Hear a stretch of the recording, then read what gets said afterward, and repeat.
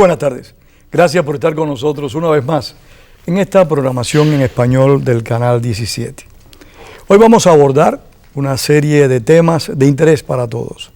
Tienen que ver con Estados Unidos y América Latina. Les saluda Pedro Corso, periodista de Radio Martí, y nuestros invitados del día son Héctor Caraballo, activista demócrata, y Alexis Ortiz, periodista y analista político venezolano. Con ambos hablaremos, repito, de América Latina y Estados Unidos. Empecemos en caliente, Héctor. ¿Qué te pareció el viaje del presidente Barack Obama a Puerto Rico? Tú que viviste en Puerto Rico tantos años. Bueno, la situación de Puerto Rico siempre es interesante porque para el que no haya vivido a veces le es conflictiva porque no saben cuáles son las reglas del juego en Puerto Rico. Comenzando porque todas esas personas que fueron a recibir a Obama, todos los habitantes de Puerto Rico, ninguno puede votar para presidente. Pero si viven en Estados Unidos, sí. Sí, claro. Y si tú te mudas para Puerto Rico mañana, tú no vas a poder votar por el presidente tampoco. Es decir, quien sea residente de Puerto Rico no puede votar en las elecciones para presidente. ¿Tiene que ser ciudadano americano? No, la cuestión es que vivas. Tú eres ciudadano americano. Sí. Si tú te mudas para Puerto Rico mañana, no puedes votar para presidente. No tiene nada que ver con la ciudadanía. O sea, es un problema del territorio. El hecho de residencia, que quien vive en Puerto Rico no se vota para presidente. Como pasa en otros tipos de territorios, en que no hay posibilidad de votar para presidente.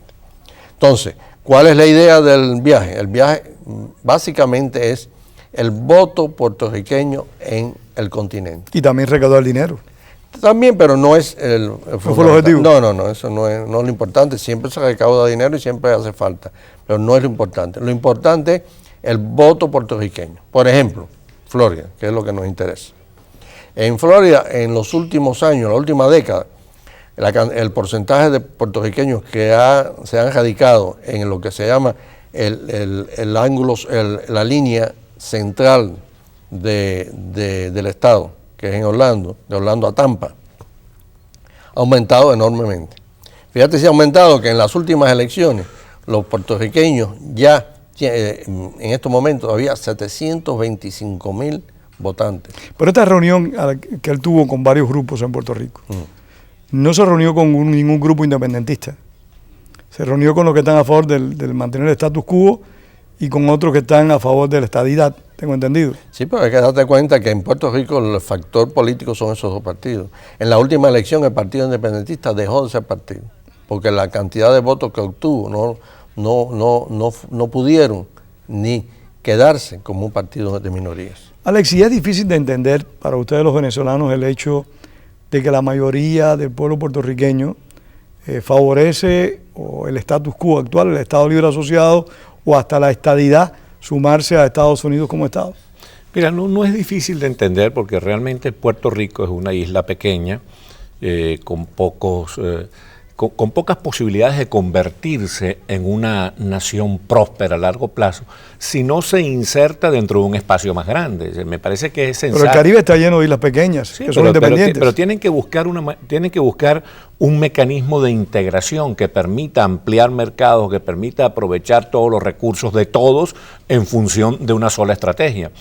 Puerto Rico, afortunadamente, tiene la posibilidad de integrarse a los Estados Unidos, bien como Estado Libre Asociado, bien como Estado de la Unión, y deben aprovecharlo. A ellos les ha ido bien con ese formato, y de tal manera pues que no veo ninguna razón para que se cambie. Tanto es así que el pueblo muy sabiamente, como acaba de indicar lo que desestimó la posibilidad de plantear la independencia total, porque eso desde el punto de vista histórico, económico, político, no tiene sentido. Entonces, Héctor, ¿se agotó la figura independentista en términos políticos en Puerto Rico? No, la figura independentista es muy patente en los sectores culturales, en algunos sectores sindicales, en las organizaciones estudiantiles.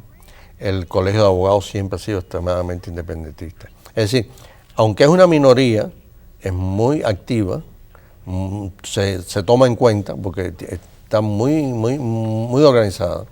Y el pensamiento independentista y la actividad independentista se va a mantener, no es que se haya eliminado. Pero como factor político, ha quedado muy disminuido, sobre todo en las últimas elecciones. Pero ese activismo independentista es bueno que se mantenga en esos No, sectores claro, culturales y jurídicos, porque es bueno que Puerto Rico, dentro de la diversidad norteamericana, mantenga su especificidad hispánica, que se preserve el español, que se preserve su cultura y sus tradiciones. Sí, todo eso enriquece a la nación norteamericana. Sería una tontería, pero sería una tontería que ellos se anglinizaran, pues se volvieran gringos. Incluso a la nación norteamericana le conviene la variedad. Exacto. Pero básicamente eso no está en discusión. Es decir, tanto en el Partido Estadista como en el Partido Estadolibrista. Conservar las raíces fundamentales. No, eso no hay, además no hay forma, además tú tienes grandes líderes estadistas que han tenido un concepto de la puertorriqueñidad inmensa, como don Luis Ferré y muchos Piso Campus. Entonces, ¿qué es lo que sucede? Pero ahí es lo que yo sí iría a darle cierto matiz a lo que tú dices. Puerto Rico realmente necesita una definición, porque es una situación un tanto ambigua. ¿La de Estado Libre Asociado? Sí, la de Estado Libre Asociado. Mira, analiza. ¿Cuál sería la definición desde tu perspectiva para abordar otro tema? Bueno, básicamente tiene que haber una definición de Estado o un Estado libre asociado que tuviera poderes de tipo político soberano, en relación a Estados Unidos. Sí, pero el actual Estado yo creo que ya pasó en su etapa y necesita un cambio. O cambiarlo estructuralmente o ir a una estadidad. Puerto Rico no creo que pueda mantenerse indefinidamente en el estatus actual. Lo que sí se puede considerar es que los tiempos de personas como Lolita Lebrón y como los macheteros, que eran grupos violentos, son tiempos superados. Definitivamente. Y que se ha demostrado históricamente que el liderazgo y el diseño estratégico de gente como Muñoz Marín era el que tenía pertinencia histórica. Exacto. Eso es lo que se ha demostrado. Vamos a hablar de otro país también latinoamericano y después regresamos a Estados Unidos, donde tenemos 2 o 3 temas de interés, en mi opinión. ¿Qué te parece el hecho de que ahora se esté diciendo que el presidente Porfirio Lobo llegó a un arreglo con el presidente Hugo Chávez para en alguna medida, no digamos promover el ALBA como algunos han dicho, pero sí en alguna medida promover un cambio en la Constitución que facilite la reelección de otras personalidades políticas? Obviamente el presidente Porfirio Lobo, que se siente muy disminuido económicamente, muy acosado presupuestariamente, está actuando con mucha desesperación. Pero toda esta información es muy confusa. A estas alturas, hoy domingo, yo preferiría esperar unos días más para ver cómo se desenvuelven las informaciones, porque la que hemos leído en la prensa, como te digo, es bastante confusa. Es posible que el señor Lobo haya tenido que hacer algunas concesiones, porque él estaba desesperado por el ingreso en la OEA y para que le permitieran tener acceso. Significa crédito, significa dinero. Exactamente. Pero yo tengo la impresión de que él sabe que hay pasos que no puede dar. El rechazo al socialismo del siglo XXI o neocomunismo en Honduras ya es algo multitudinario, es decir, de un porcentaje de la población extremadamente alto. O sea que si él trata de caminar por ese derrotero, va a sufrir un castigo muy fuerte. Lamento no estar de acuerdo contigo. No estoy tan seguro que el presidente Porfirio Lobo esté plenamente convencido de la conducta que tiene que asumir. Él tiene una presión muy grande, como tú bien has dicho, de grupos políticos de diversas vertientes que ejercen presión sobre él. Tiene la situación de la población, la situación económica me refiero, pero ha hecho indiscutiblemente concesiones importantes, que yo creo que afectan en alguna medida el proyecto político que en su momento lo llevó al poder. No sé qué piensa Héctor al respecto. Yo considero que si tú te pones a analizar la vida política de Lobo, Lobo es un veterano político, con una... Y fue candidato múltiples veces. Muchas veces. Es decir, no es llegado ahora mismo al terreno político del país. Creo que puede haberse movido, porque ha estado en aguas difíciles, pero ha triunfado en las movidas que ha habido. Es decir, el terreno no es fácil. Hay muchos sectores diversos, hay mucha la situación política. Sin embargo, Lobo tiene una cosa, por lo que me parece conocer, él tiene bastante controlado su partido. mucho más que los otros sectores. Es decir, el liberalismo está dividido, mientras que el Partido del Lobo es un partido unido. No creo que el Lobo vaya a tirar por la borda todos los éxitos que ha tenido, porque ha caminado en aguas profundas y ha llegado a cierto puerto. No creo que él se lance a hacer tonterías. Ahora, de que ha hecho arreglo, tiene que haber hecho. Tiene que haber hecho arreglo porque no tenía otra alternativa. Sí, Además, ahí hay un problema de fondo, ¿no?, que es conceptual, que es que los políticos que terminan colocando a la astucia como principal valor político siempre terminan enredándose.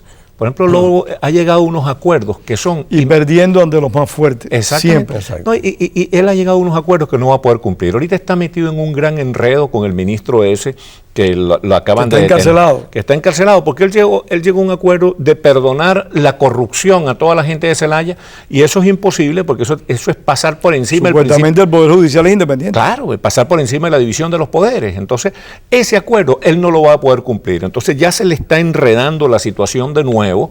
Y bueno, por eso te digo que valdría la pena esperar unos días, unas semanas, para ver cómo se desenvuelve este proceso, porque es un proceso extremadamente complejo y confuso. Y que volvemos a lo mismo.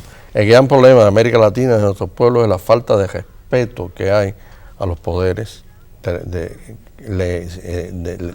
independencia del poder.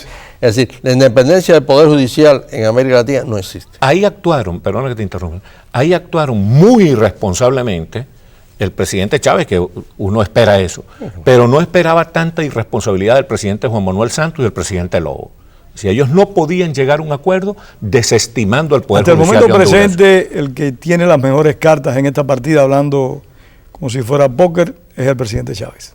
Sí, el ganador hasta este momento es el presidente Chávez. Logró meter a Zelaya en Honduras. Zelaya es un factor de perturbación dentro de Honduras. Cualquier descontento con el gobierno, cualquier crisis podría hacer retoñar a Zelaya, y entonces ahí Chávez, con su dinero y sus posibilidades, puede incidir muchísimo en el futuro de Honduras, para mal de Honduras. Y se ha llegado a hablar, Héctor, de que la esposa de Zelaya posiblemente en este proceso se presente como candidata.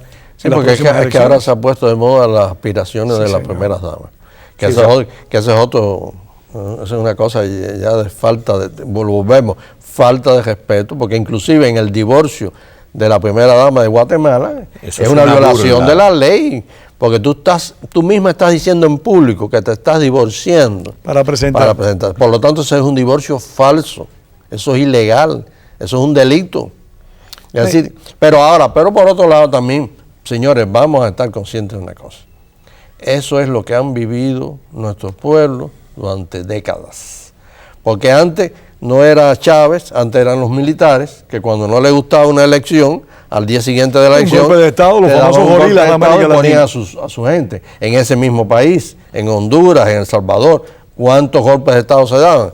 Es decir, que estamos... No, y a Tacho Somoza lo sustituyó Tachito Somoza. Igual, es decir, las dinastías. Esta desvergüenza, desgraciadamente, seguimos con ellos. Pero lo que pasa es que ahora esas desvergüenzas se están legalizando por medio del voto. Exacto. O sea, las maquinarias electorales, y eso no solo ocurre en América Latina, también ocurre en Estados Unidos. O sea, maquinarias electorales poderosas, muy bien organizadas, llegan a controlar sin necesidad de hacer trampa los votos. Y fíjate, algo más, Pedro, que es que en esas trampas dinásticas y continuistas no solo caen los gobernantes autoritarios, también el presidente de República Dominicana está pensando lanzar a su mujer para la presidencia. La gente que uno tiene por democrática, por más seria, pero Fernández ha demostrado siempre tener una vocación de permanencia muy parecida a la de este prestigioso, y se me acaba de escapar el nombre, Joaquín Balaguer. O sea, se parece en eso, se parece en esa intención de, si no gobernar realmente,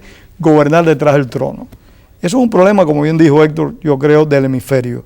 Es un problema de todo nuestro liderazgo. La falta de respeto a la división de los poderes, el empeño continuista de los gobernantes son algunos de los vicios más corrosivos que han permanecido en nuestro continente durante los últimos 150 años. Que eso es lo que hace diferente, y la importancia de los Estados Unidos es el sistema de check and balance. Es decir, que tanto el poder legislativo, el judicial y el presidencial se complementan unos a otros. Sí, esa separación de poderes es clave. La separación de poderes ha sido la clave de la victoria del sistema político. Separación de poderes y alternabilidad democrática. Sí, que no se eternicen en los cargos. No, y el balance. Claro, porque dejan de ser dirigentes y comienzan a ser caudillos y terminan inevitablemente siendo autoritarios. Pero fíjate esto, la palabra balance yo creo que es la más importante. Que ninguno de los tres tenga lo suficiente poder para pasar por encima de los otros. Aquí hemos hablado de las maquinarias electorales que existen en este país también, y vemos que gracias a que existe un poder judicial, esa maquinaria electoral en alguna medida está controlada. Claro. No se controla por completo, por cierto. Yo no sé por qué a mí me viene a la mente un condado del sur de la Florida. Sí, por supuesto. Y me pongo a pensar en algo que se llama el voto ausente. En gran medida. Yo creo que el voto ausente es algo extremadamente perjudicial. De verdad que sí. Salimos de América Latina. Lamentablemente ha terminado siendo perjudicial. Sí, porque yo creo que es extremadamente perjudicial. La intención primigenia era buena, pero desafortunadamente el voto ausente está desvirtuando la democracia en el condado. Pero mira, ese mecanismo que yo sepa no ha llegado a América Latina. No, porque el día que ese mecanismo llegue a América Latina, entonces sí va a ser un show gigantesco. No, pero allá no tiene que ser tan sofisticado. Cualquier proceso electoral. De otra manera, ¿no? Hay sitios donde ponían presa a la gente el día antes de las elecciones para llevarlas a votar el día siguiente. O al otro día por la mañana temprano, en la tarde se robaban las urnas. Sí, señor. Y buscaban soluciones. Una realidad. Pero eso es tan viejo como, por ejemplo, en Venezuela comenzaron los fraudes electorales en 1835, o sea que eso es un problema que tiene raíces históricas profundas. Ahora que estás hablando de Venezuela, el presidente Chávez está en Cuba, está gobernando desde Cuba, está siendo criticado y cuestionado. Según la ley, tengo entendido, el vicepresidente Jaúa tenía que asumir el poder al Chávez ausentarse. ¿Qué está ocurriendo? ¿Cómo tú aprecias eso?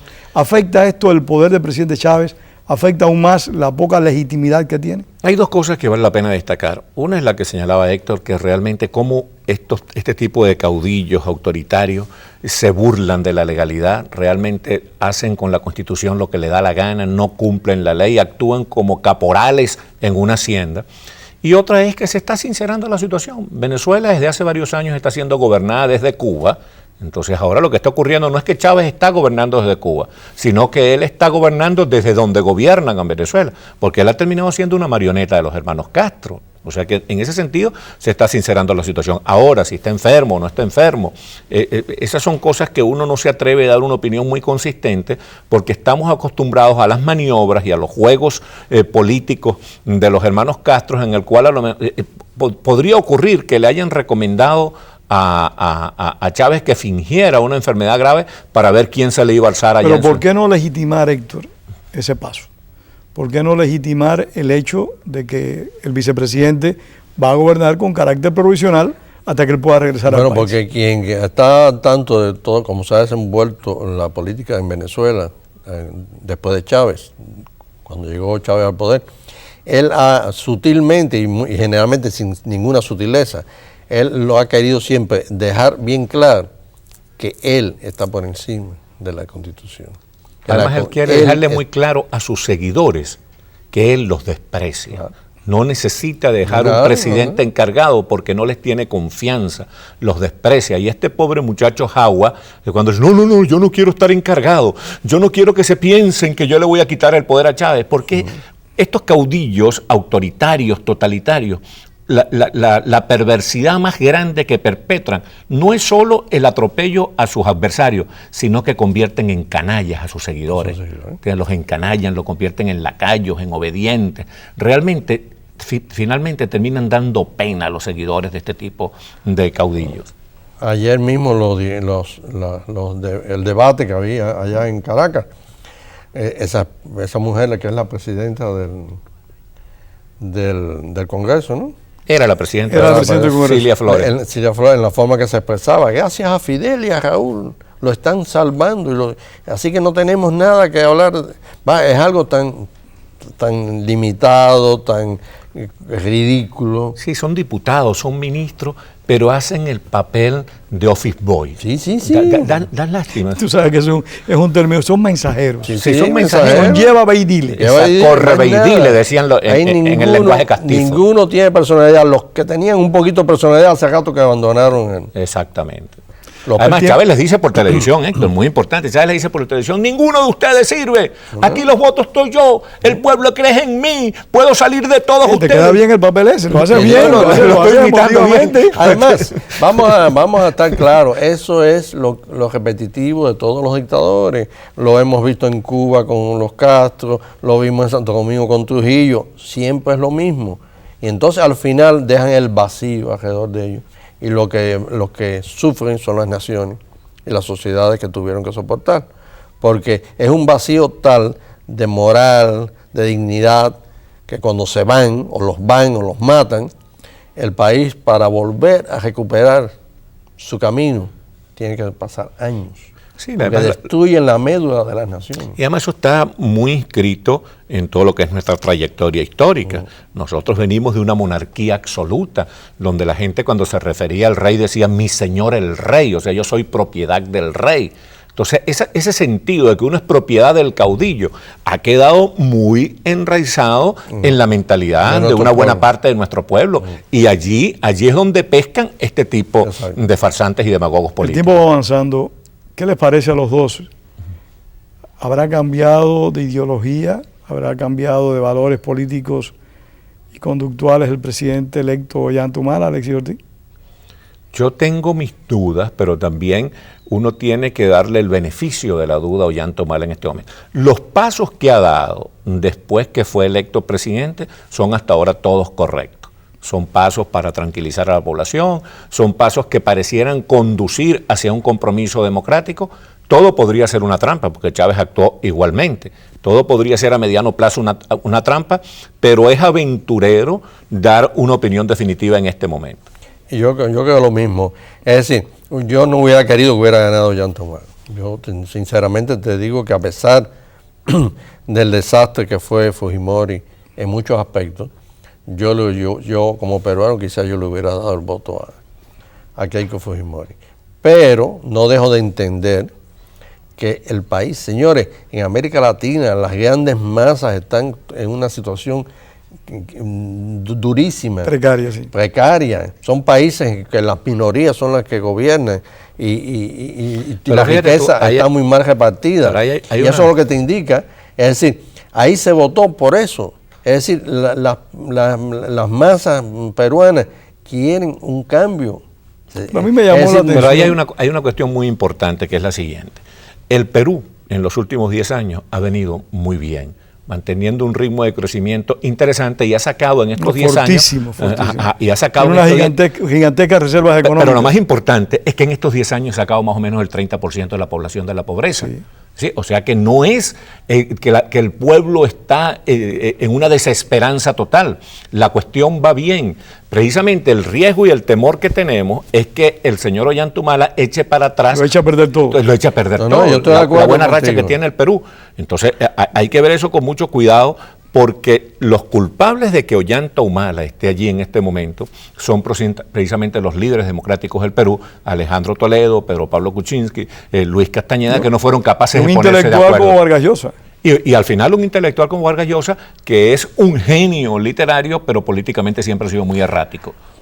Básicamente, nosotros no sabemos lo que va a pasar, y lo que sí considero que no es lo mismo la llegada de Chávez cuando llegó al poder en Venezuela a la llegada de Humala ahora. Las condiciones políticas son distintas, los condicionamientos que tiene Humala son muy superiores a lo que tuvo Chávez. Chávez llegó con una carta en blanco, un cheque en blanco.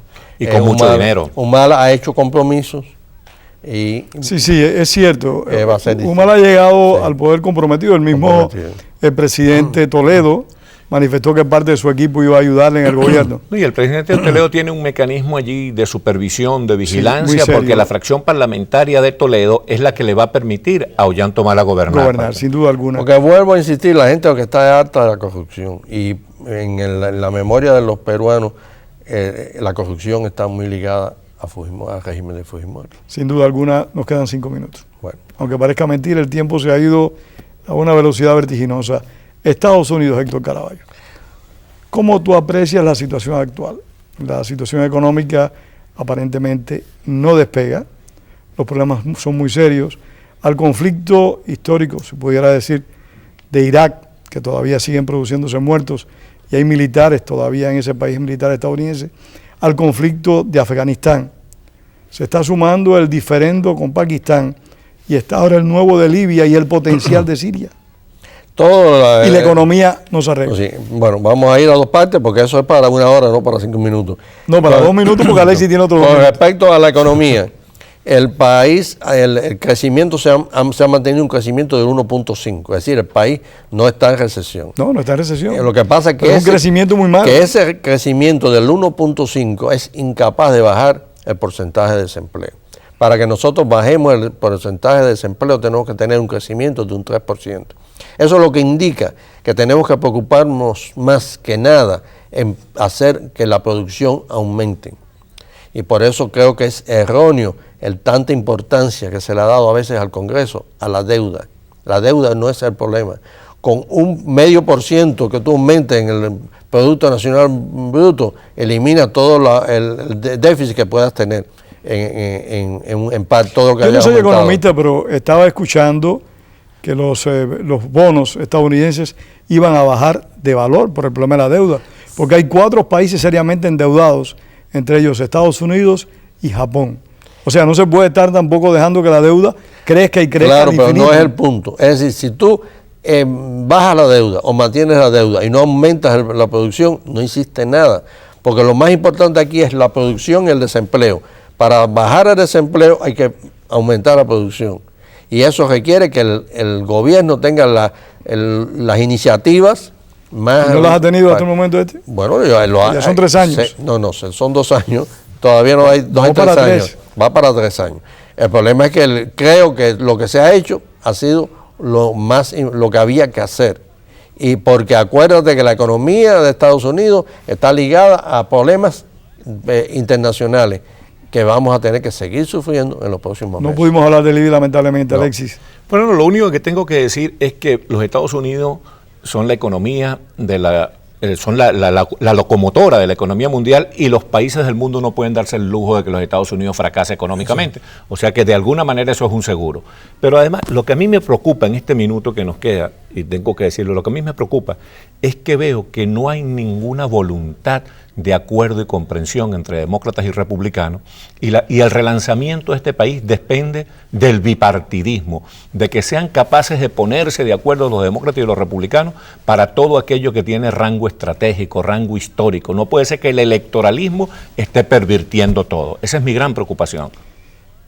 ¿Te preocupa eso también, Caraballo? Sí, como no, y yo tenía el ejemplo del problema ahora que hay con respecto a la crítica que se le hace al gobierno con respecto a Libia, que ahí te demuestra lo que es el hecho de actuar políticamente en riesgo de el beneficio del país, porque al presidente se le criticó de que no intervenía en Libia y cuando intervino ahora se le critica porque intervino. Eso es politiquería. Palo porque voy y palo porque no voy a hacer un ejemplo clásico de politiquería. Muchísimas gracias a ustedes por haber estado con nosotros esta tarde. Les esperamos el próximo domingo. Y muchas gracias a Héctor Caraballo y a Alexis Ortiz. Gracias a ustedes.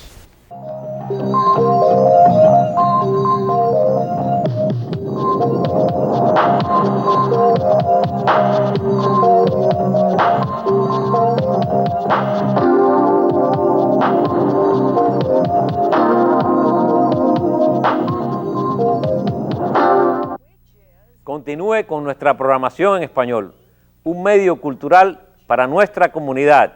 Muchas gracias.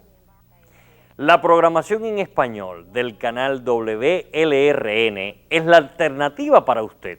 Continúe apoyándonos. Nuestra programación en español es un vehículo informativo y educativo para nuestra comunidad. Gracias por apoyarnos. Hola, soy Jorge Pérez Álvarez. El estado de la Florida ha cortado el presupuesto de su canal 17 por más de $500,000.